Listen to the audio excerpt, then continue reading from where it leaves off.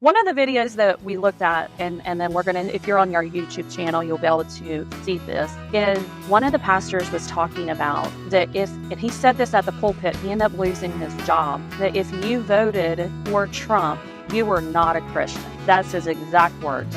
He believes so strongly in the Democratic Party that he was willing to tell his congregation, if you vote another way, don't come back to my church. Taking his place after this outdoor sermon during the worst of the COVID pandemic, just a few months before the 2020 presidential election. Why will we not finally admit that we have put a liar in our White House? Jim Brooks is a deacon at the church. The thing that got me was at the very end, Pastor Kopp said that if you voted for Trump, you are not a Christian.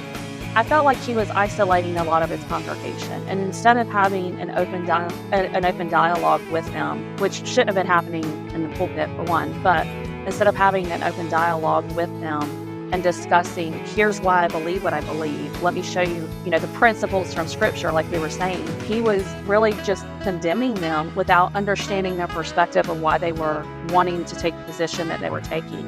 Okay, well, this one took the other view, and he talks about you can't be a Christian if you're a Democrat. You can't even buy baby formula on Amazon. Check me. You can check me while I'm preaching. Try to buy some Infamil, see if you can. But there's truckloads of it down on the border. All right, we might as well just start preaching for a minute, all right?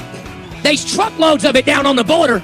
You see, here's what the left does. If they can't kill your baby in the womb, they'll starve them to death later on after they've been born. Now, I'm going to say something right now going to make about maybe 10 of you mad. I don't care if it makes all of you mad. We'll start over next week. You know, the Bible talks about church discipline, right? About kicking folks out that cause trouble. I'm almost going to say I'm about to the place. I am to the place. I'm to the place right now. If you vote Democrat, I don't even want you around this church. You can get out. You can get out, you demon. You can get out, you baby butchering election thief. You cannot be a Christian and vote Democrat in this nation. I don't care how mad that makes you. You get pissed off as you want to. You cannot be a Christian and vote Democrat in this nation. They are God-denying demons that butcher babies and hate this nation. You're dividing the congregation. You're saying this is the line. And the crazy part is you're putting yourself above God in that scenario.